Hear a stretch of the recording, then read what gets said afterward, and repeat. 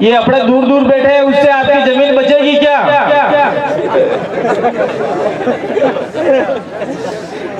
थोड़ा टेपला डोंगरा मते बैठा है, थोड़ा गोटे बैठा है, कोड़े खजूर खाए, कोड़े ममरी खाए, कोड़े रस पिए है। ऐसे जमीन नहीं बचेगी। जमीन बचाने के लिए जैसे हमारे ये ग्रासिया भाई ने जो गीत गाया, वो गीत क्या था? इन्होंने कहा भीली भाषा में कि हमको जमीन हमारी माँ है, इसकी इज्जत लूट रही है, ये जमीन तबाह हो रही है, इसलिए हमको जयपुर धरना लगाना पड़ेगा, दिल्ली धरना लगाना पड़ेगा। ये उन्होंने अपने गीत में कहा है। और मारा पाइटव्या बेटा है, खबर उसकी पड़तो है वो थवानु है। एक जोशीला गीत जिन्होंने अपने समाज को जगाने के लिए बोला, और आजकल हमारे बच्चे डीजे पे न जाने कौन से गीत गाते हैं, कोई पता ही नहीं पड़ रहा है। मैं किसी को यहाँ कोसने के लिए नहीं आया हूँ। आपने जो कार्यक्रम किया और हमको आमंत्रण निमंत्रण दिया, उसके लिए मैं जगदीश भाई पांडोर को और उनकी टीम जो नीचे स्तर की राजू भाई है, जो मुख्य टीम है, उनको मैं धन्यवाद देना चाहता हूँ, जोहार करना चाहता हूँ, जय आदिवासी करना चाहता हूँ। हम डूंगरपुर से यहाँ पे आए, वो किसके भरोसे आए? जगदीश पांडोर के भरोसे आए। जगदीश पांडोर यहाँ किसके भरोसे आया? राजू भाई के भरोसे आए। राजू भाई के भरोसे कौन आए? आप लोग आए। आपके भरोसे कौन लोग आएंगे? जो आज नहीं आए हैं, वो आपको पैदा करने होंगे जमीन बचाने के लिए।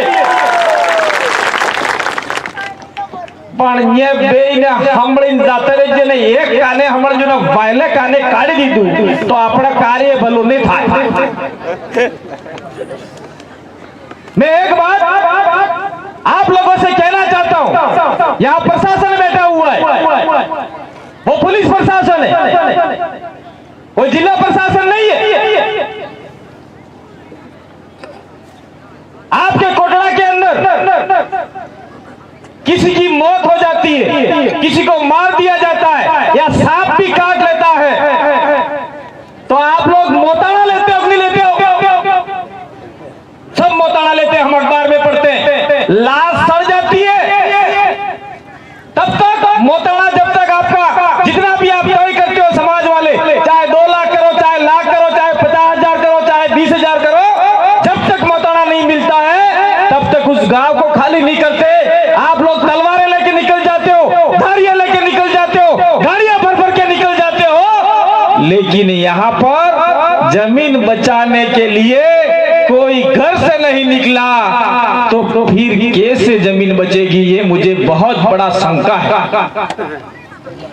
मैं उन लोगों को कहना चाहता हूं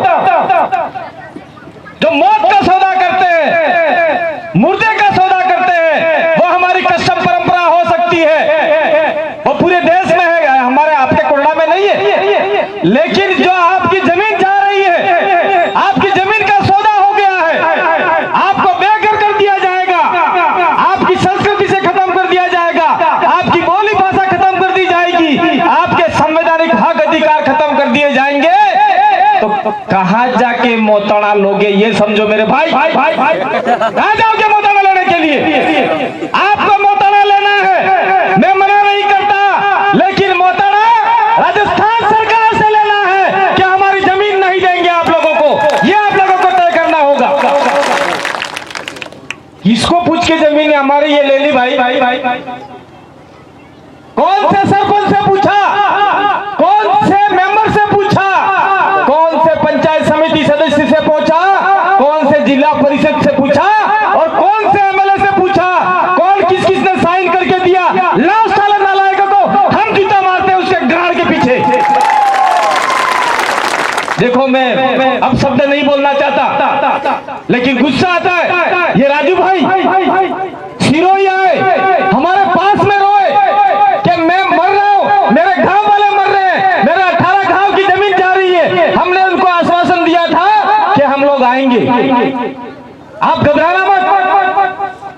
ये आदमी सिरोही आया कार्यक्रम में, ये आदमी भैंसर कार्यक्रम में आए, ये आदमी प्रतापगढ़ आए, उदयपुर आए, बिल प्रदेश से जहां जहां कार्यक्रम हुआ वहां पर निवेदन करने के लिए आए कि नहीं आपको आना होगा। हमने कहा हम आएंगे, एक दिन जरूर आएंगे और आदिवासियों को जो नहीं जग रहे हैं उनको जगाने का काम करेंगे।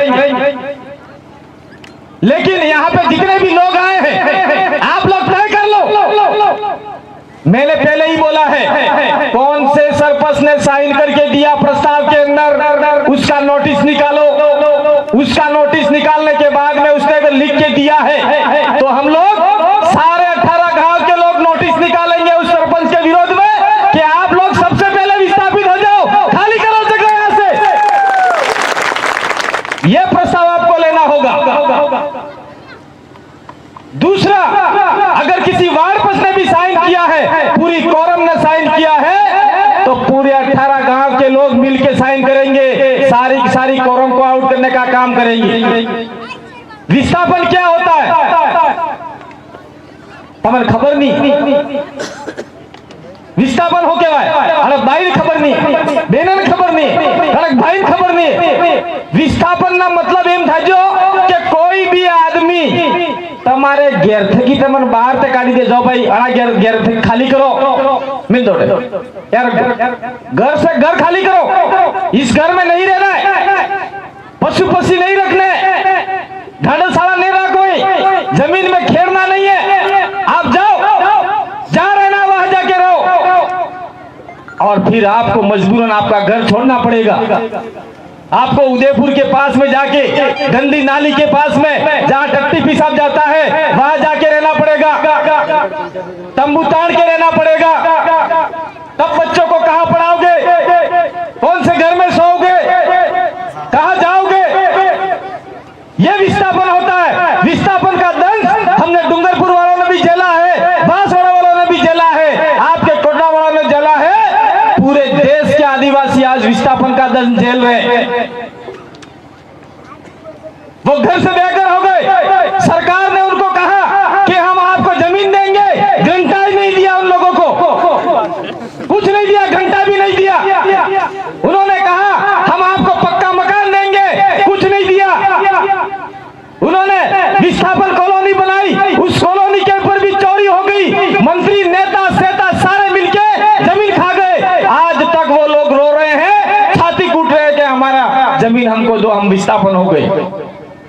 आपके कडाड़ा के लोग प्रतापगढ़ में जाके रह रहे हैं, उनको आज तक जमीन का पट्टा नहीं मिला है। आपका बांसवाड़ा के लोग गुना जिले में जाके रह रहे, मध्य प्रदेश में 300-400 किलोमीटर, जिन्हें बोली भाषा वहां की अलग है, समझ में ही नहीं आती है, वहां शादी ब्याह का भी चक्कर पड़ता है। ऐसे ऐसे लोगों को विस्थापन का दंड झेलना पड़ रहा है। अगर मान लो आपको यहां से डैम बन गया और आपको यहां से कहा खाली करो, तो कहां जाओगे आप लोग? कोई सोचा है आप लोगों ने? कहां जाओगे आप लोग? ये आपका अशोक गहलोत मुख्यमंत्री कहां आपको जगह देगा? अगर केंद्र सरकार का पैसा आता है, नरेंद्र मोदी जी आपको कहां जगह देंगे? अशोक गहलोत जी कहां जगह देंगे? ये आपके सरपंच से पूछा कभी आपने?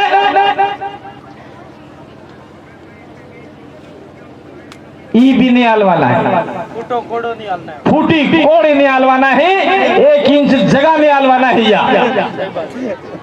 तब के जो हो कौन बचाने आएगा आपको? ये हमको सोचना पड़ेगा और इस पे मंथन करना पड़ेगा। अभी बबीता भाई हमारे बता रही थी, संविधान का पाठ पढ़ा रही थी आप लोगों को। उस जजमेंट में यह भी कहा गया है कि आदिवासी इलाके में 1 इंच जमीन केंद्र सरकार की नहीं है, राज्य सरकार की नहीं है, किसी व्यक्ति की नहीं है, तो तुम्हारे बाप की जमीन समझ के इसमें डैम बना रहे हो, यह आप लोगों को सरकार को कहना होगा। ये जमीन हमारे बाप की है, हम 1 इंच भी जमीन देने वाले नहीं है। और ये हम लोग को हवाई फायर नहीं कर रहे, ये हम संविधान के तहत कह रहे हैं, सुप्रीम कोर्ट के जजमेंट के तहत कह रहे हैं। लेकिन ये सरकार के सामने आपको कहना पड़ेगा। अगर ये आप लोग नहीं बोले तो आने वाले भविष्य में माई गीत गा रही थी मेरी माँ के समान, तो मैं वहां बैठे बैठे आप लोग तालियां बजा रहे थे, मेरे आंखों में आंसू आने से मैंने रोक लिए। ये आज गीत गा रही है अपने समाज को बचाने के लिए, अपने भाइयों को तैयार करने के लिए, अपनी बहनों को तैयार करने के लिए। उनकी क्या पड़ी? उनको यहां पे लगा है कि नहीं हमको जागना होगा, हमारा समाज कहीं विस्थापित नहीं हो जाए। तो उस गीत में जो मार्मिकता थी, जो गुण थे, वो गुण आप लोगों ने हंसी में उड़ा दिए। आहिगियन खत्म था ये मामला नहीं। इनका गीत जो था वो गीत इस महापंचायत का सार निकल के आता है। आप मुझे ये बताइए, ये अखबार में आया था, दैनिक भास्कर में, कौन सी तारीख का आया पता नहीं है। चकडागमारिया भुजा में प्रस्तावित डैमों का विरोध, डैमों का डूब क्षेत्र वाले पंचायत हर दिन धरने पे बैठे थे। तो आप लोग में से कितने लोग धरने पे गए थे मुझे बताओ, उंगली खड़ा करो। ठीक है, गया था बैठे हूं और आपने धरना दिया। उस धरने के अंदर एक कमेटी बनी। जब धरना उठा दिया राजू भाई, जब हमको पता है, तो धरने में जो कमेटी बनी, उस कमेटी में आप कितने लोग हो ये बताओ मेरे को। कोई नहीं, हम में से नहीं भाई, फॉल्ट कहाँ है आपका, मैं बताना चाह रहा हूँ। उस धरने के अंदर जो कमेटी बनी, उस कमेटी में कितने लोग यहाँ के हैं और 18 गांवों के हैं, ये आपको पता लगाना है। हमको पता है, हम डूंगरपुर से रहते हैं, हमको पता है कि उस धरने की कमेटी में जो गांव डूब रहे हैं, उस गांव में से बड़ी मुश्किल से मरे अंदाज से 1 या 2 लोग होंगे, वो भी गुलाम लोग लिए होंगे ताकि आपकी जमीन बिक जाए। आपको उस कमेटी में रहना चाहिए था। उस कमेटी को बर्खास्त करो अभी, और उस कमेटी में आपके एसडीएम को बोलो, तहसीलदार को बोलो कि कमेटी पुनः स्थापित की जाए, और उस कमेटी में 18 गांव के लोग रहेंगे। जो डरने वाला आदमी नहीं होगा, डरने वाली लेडीज नहीं होगी। जैसे आपकी ग्रासिया बाई को अगर आप कमेटी में लेते तो वो कहती तहसीलदार को, एसडीएम को, ना हमें जगह नहीं आलो, जो तुम्हारी करो वही कर लो, हमें दिल्ली धरनो देंगे ना, हमें जयपुर धरनो लगाऊंगा। ये ऐसे बोलने वाले वहां जाने चाहिए थे, लेकिन आप लोग में से कोई नहीं गया। ये हमारी बहुत बड़ी कमजोरी रही। इस कमजोरी को दुरुस्त किया जा सकता है। हम लोगों को डूंगरपुर से हम लोग आए, ये कोई डूंगरपुर, बांसवाड़ा, प्रतापगढ़, उदयपुर नहीं मानते। हम लोग पूरे आपको हमारे परिवार का सदस्य मानते हैं। ये डूंगरपुर बांसवाड़ा का मामला नहीं है, ये गुजरात के आदिवासी, भील आदिवासी, मध्य प्रदेश के भील आदिवासी, महाराष्ट्र के भील आदिवासी, जो हम लोग भील प्रदेश कहते हैं, उन सभी को हमारे परिवार का सदस्य मानते हैं। अगर आपका एक आंसू बहता है तो हमारे एक खून का आंसू बहता है। इसलिए हम हमारे स्वयं के खर्चे से यहाँ पे आपको बीच में जगाने के लिए आए हैं, आपका दर्द मिटाने के लिए आए हैं। ये बबीता शादीशुदा, अभी शादी हुई उनकी गए साल, इसको क्या पड़ी? ये दूसरे बाजार वाले लोग तो 1 साल तक हनीमून मनाते, कोई बाहर जाते, और ये हनीमून नहीं मना के महापंचायत कर रही है, तो इसको क्या पड़ी है? ये हमारी माया कलासुआ जिला परिषद सदस्य है, आजाद सरपंच है, उसका पति है, दोनों पति पत्नी है, उनको क्या पड़ी है? क्यों आए आपके बीच में जगाने के लिए?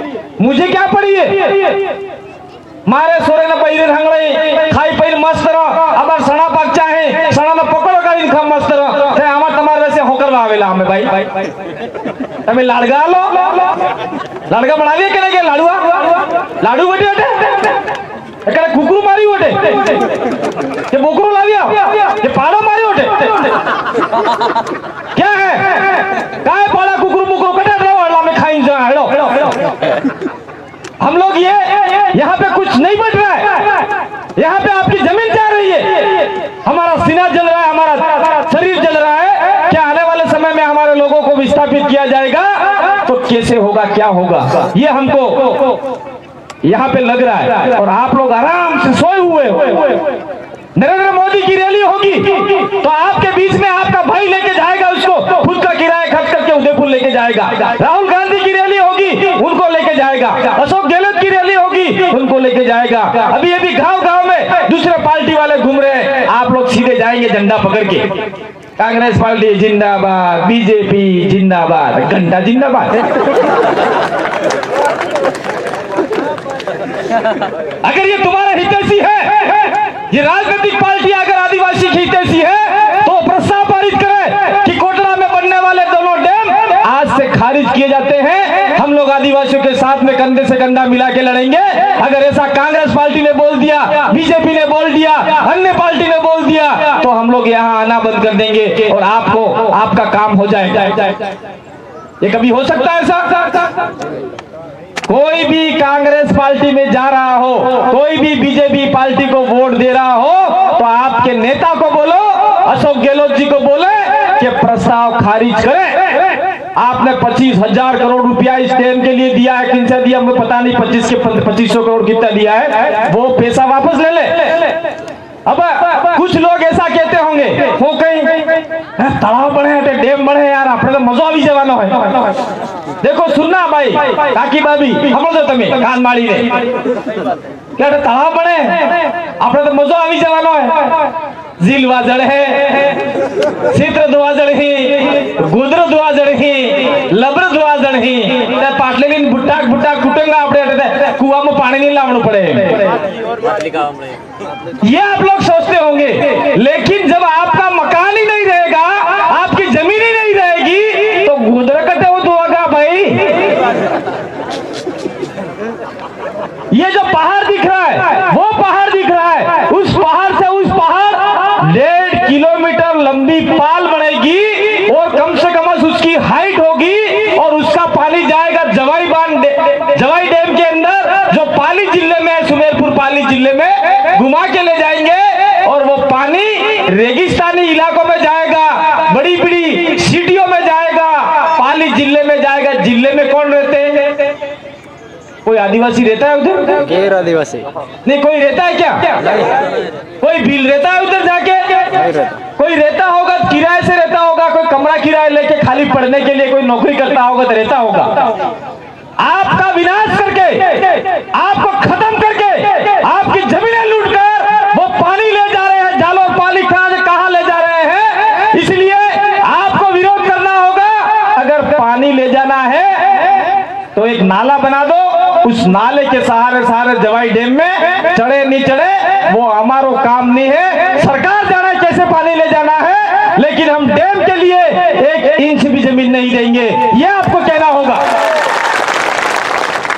और हम लोग कोई हवाई फायर नहीं कर रहे, हम लोग संवैधानिक तरीके से इस लड़ाई को लड़ेंगे। और हो सकता है हमको जोधपुर जाना पड़े, हमको दिल्ली जाना पड़े। वो भाई ने अपने गीत में कहा दिल्ली जाना है, जयपुर जाना है, वो तैयारी भी आज से चालू कर दो। और मैं राजस्थान सरकार को कहना चाहता हूं, कान खोल के सुन लो। अभी वर्तमान में अशोक गहलोत सरकार है, उसको हम लोग कहना चाहते हैं, अगर तत्काल प्रभाव से इस डैम को खारिज नहीं किया, उस प्रस्ताव को खारिज नहीं किया, तो आने वाले समय में हम ऐसे ऐसे चिंतन शिविर 18 गांव के अंदर हम लगाएंगे। 18 गांव के अंदर, हर गांव के अंदर हर आदिवासी को तैयार करेंगे। उसके बाद में हमारा महापड़ाव कोटड़ा जिला एसडीएम कार्यालय के बाहर होगा।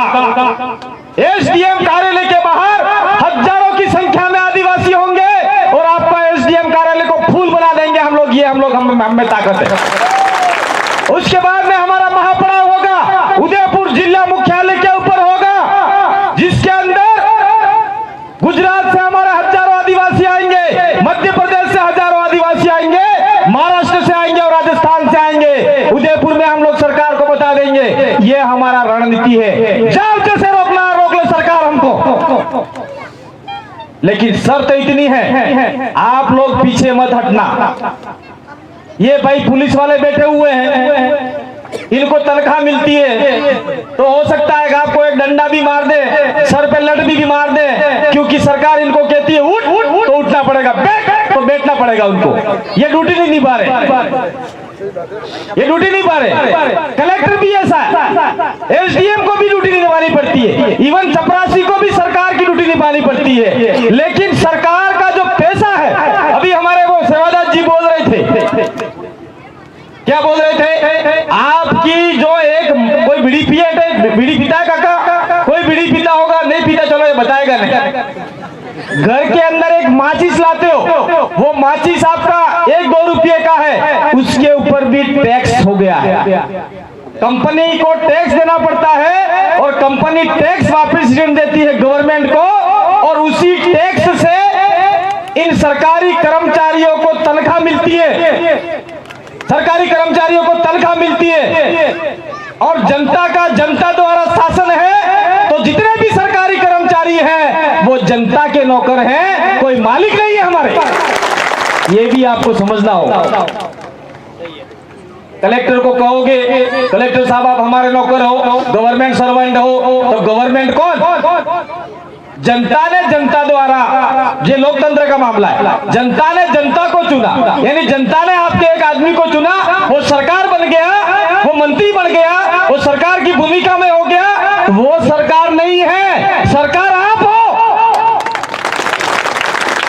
ये आज तक किसी नेता ने नहीं बताया आप लोगों को। नेता कहता है मैं कहूंगा वैसे होता है, लेकिन हमारे लोग एक हैंडपंप, एक रोड, एक न जाने वो पशु का कौन सा डालिया बांधते, कैटल शेड, और कोई किसी को माँ बाड़ी, किसी को आंगनबाड़ी, किसी को दे दिया तो वो उसके गुलाम बन के सारी जनता को गुमराह करने का काम करते। ये आपको समझने की जरूरत है। दूसरा, अभी हमारे बबीता जी ने बताया, लेकिन ये इस डैम से जुड़ा हुआ मामला नहीं है, लेकिन फिर भी हम लोग संवैधानिक जानकारी 4-5 राज्य में देते हैं, तो आपको भी बता के जा रहे हैं। क्या बता के जा रहे हैं कि अनुसूचित क्षेत्र में आर्टिकल 244(1) और पैरा 1 के पैरा 5 में कोई भी कानून या कोई भी एक आदिवासी का अहित हो, ऐसा सरकार प्रस्ताव में पारित नहीं कर सकती।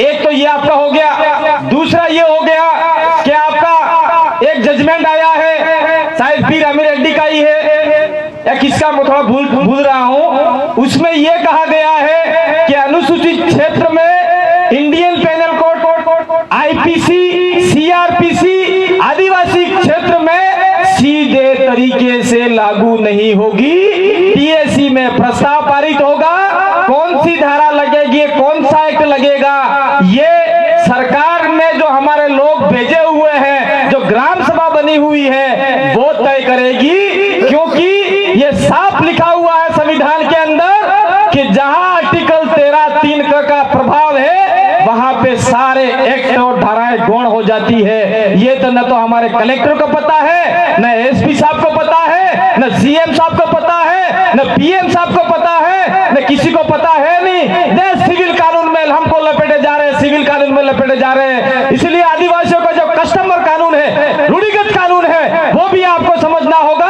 और आपके थानेदार को समझाना होगा, लिख के बताना होगा। मैं आपको बताना चाह रहा हूँ, गांव में झगड़ा हो गया रामा भाई और काना भाई का।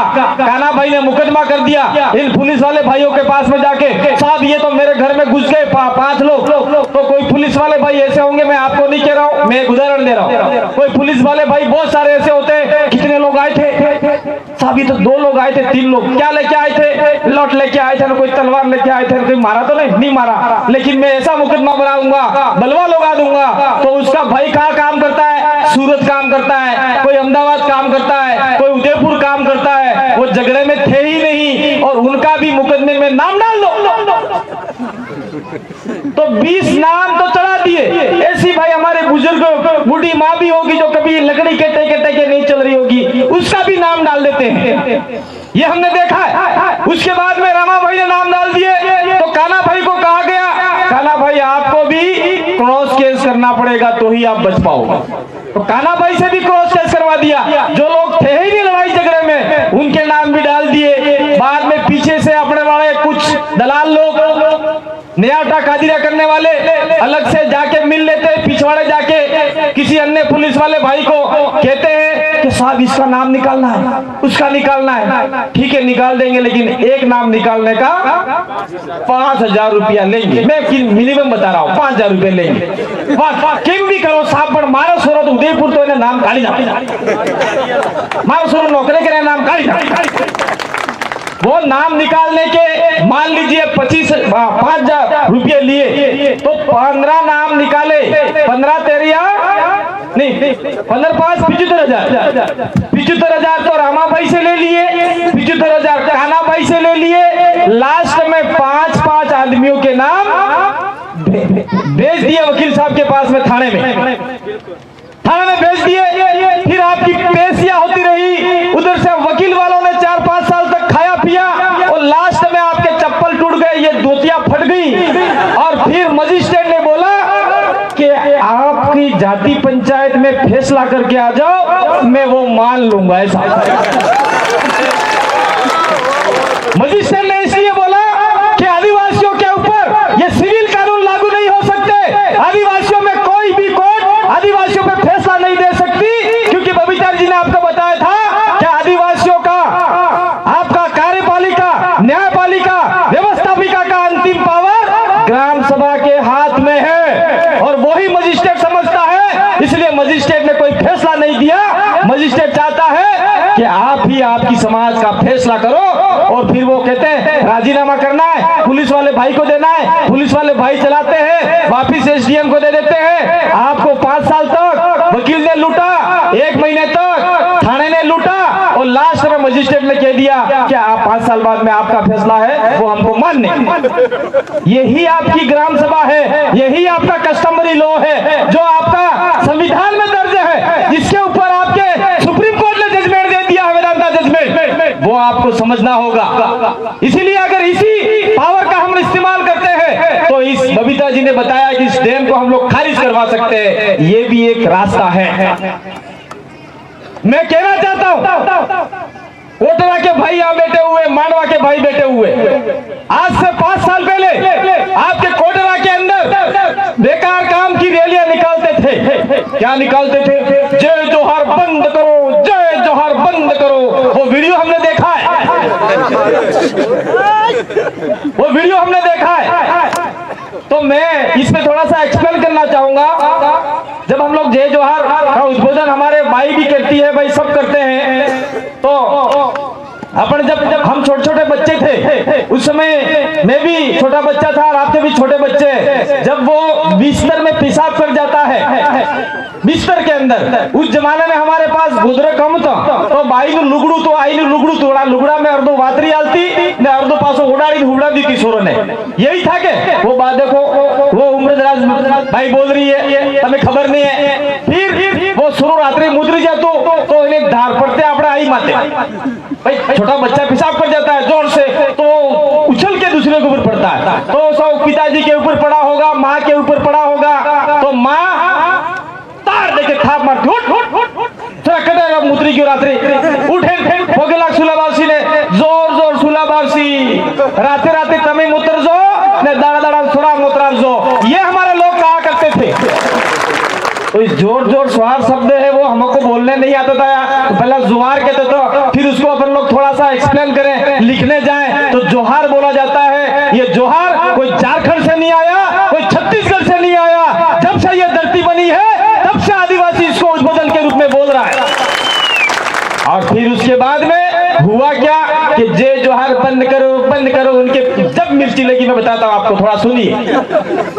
नरेंद्र भाई मोदी देश का बड़ा प्रधानमंत्री आदिवासी इलाके में गया, तो उसने जहां आदिवासी रहते हैं उन्होंने रैलियां की। उस रैली में गुजरात के अंदर दाहोद में गए, तो उन्होंने कहा बद्दा आदिवासी भाइयों ने मारो जोहार। आपने सुना होगा वीडियो, सुना कि नहीं सुना? इसके बाद में मध्य प्रदेश में गए, वहां पे भी सभी आदिवासियों को जोहार ऐसा बोला। झारखंड में जाते, छत्तीसगढ़ जाते, उड़ीसा जाते, अपने इलाके में कहीं भी आते, आज की तारीख में उनको समझ में आ गया है कि जोहार बोलेंगे तो आदिवासी जुड़ेंगे ऐसा।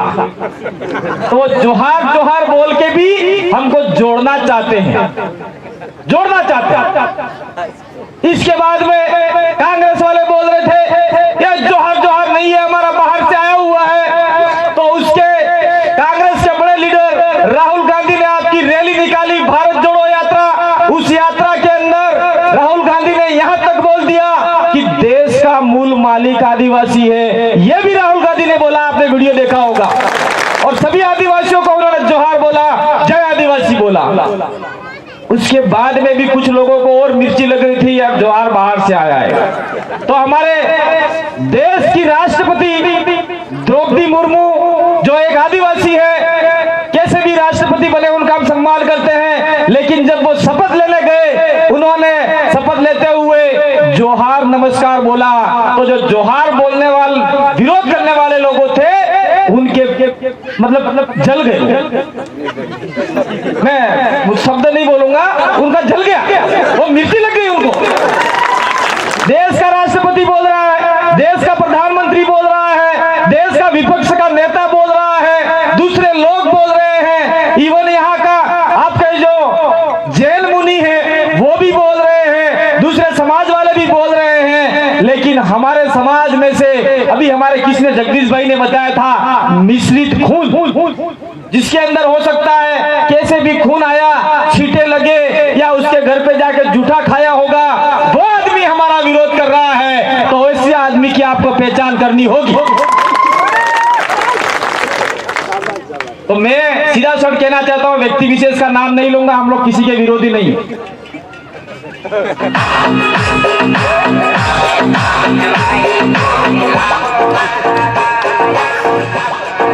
भाई महिला अजी बहरी बेटी आदमी बेटा है, ये विचार नहीं करता हुआ कहा मऊड़ी पाइपिन बोले हैं पानी हो। नहीं, कुछ लोग कहते हैं आता एक आदमी अब जब लाभो छोड़ो यार, कोई जब वो दूध पेरी ना आता मऊड़ी पाइप पहले बोलते तो है। तो मैं कहना चाहता हूँ कोटरा के अंदर जो जय जोहार का बंद करो, उन लोगों को पूछो कि डैम बंद करो, डैम बंद करो, डैम बंद करो, वो रैली कब निकाल रहे हैं वो लोग।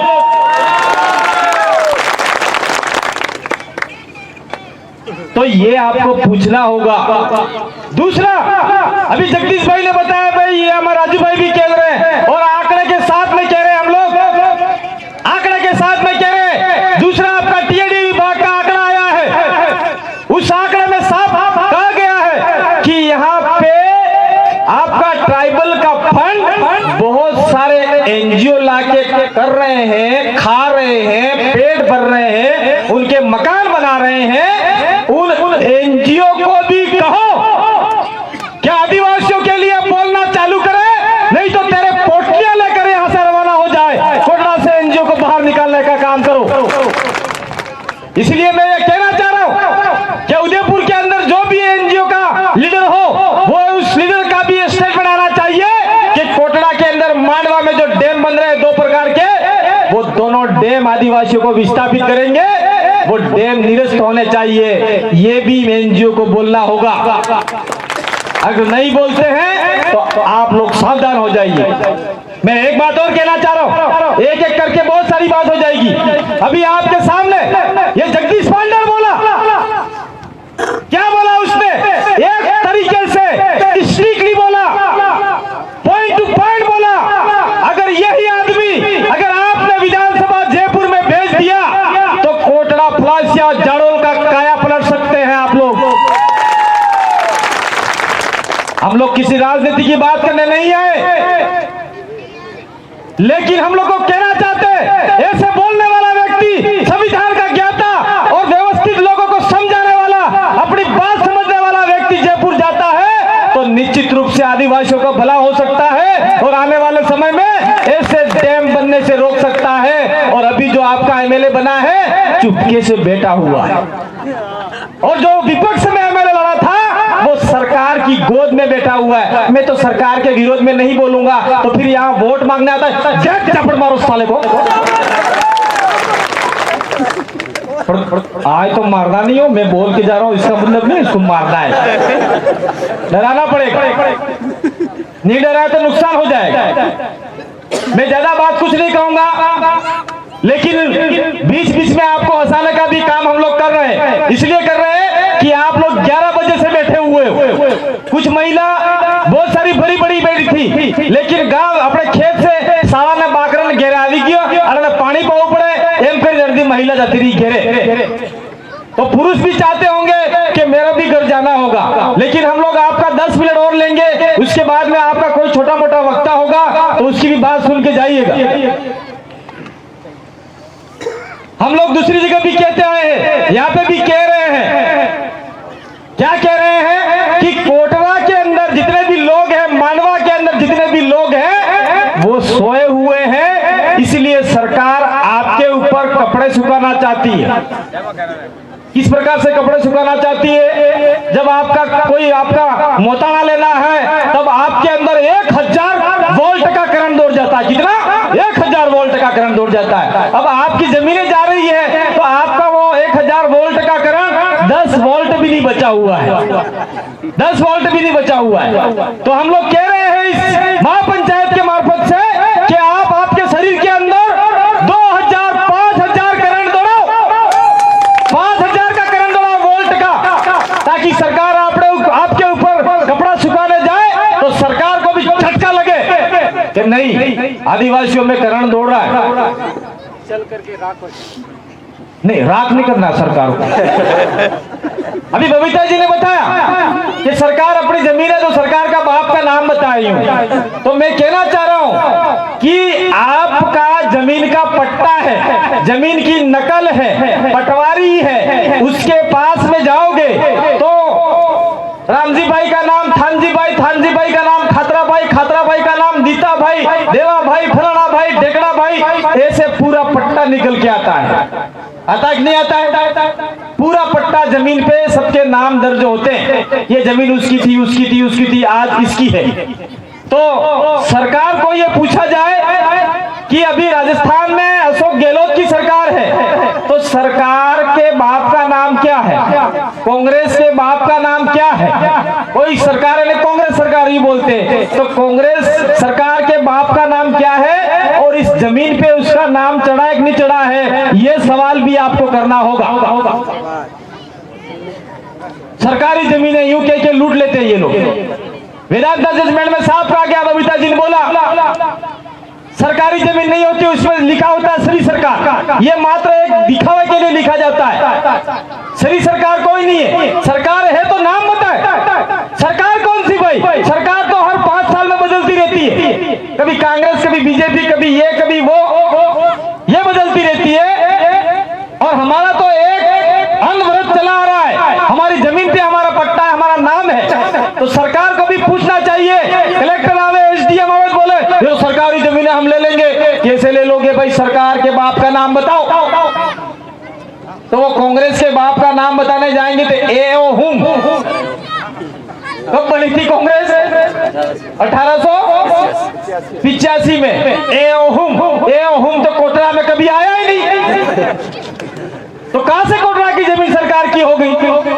इसके बाद में बीजेपी वाले पूछे तो उसमें कौन बीजेपी वाले किसने बनाई पता नहीं है। कोई आरएसएस वाला कहे तो मोहन भागवत वाला मामला आ जाता है, तो मोहन भागवत यहाँ उसके रिकॉर्ड में नाम ही नहीं है।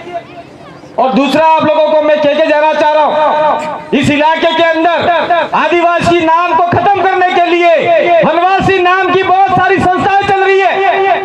अगर इन वनवासी नाम की संस्थाओं से आप लोग हटे नहीं तो निश्चित रूप से आप दिन एक दिन स्वर्गवासी हो जाओगे, और स्वर्गवासी हो जाओगे तो आपके सारे अधिकार मारे जाएंगे, वो आपको तय करना है। दूसरा, इस इलाके में एक संस्था और चल रही है मिशनरी वाली।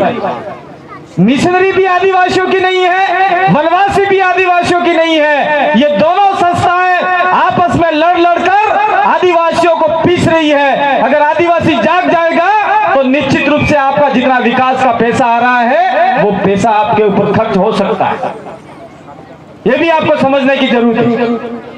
तो अंत में हम लोग भी इतनी दूरी से आए हैं, आप लोग उंगली हाथ खड़ा करके मेरे को विश्वास दिलाओ, हमारी टीम को विश्वास दिलाओ, राजू भाई को विश्वास दिलाओ, जगदीश पांडव को विश्वास दिलाओ, अपने आप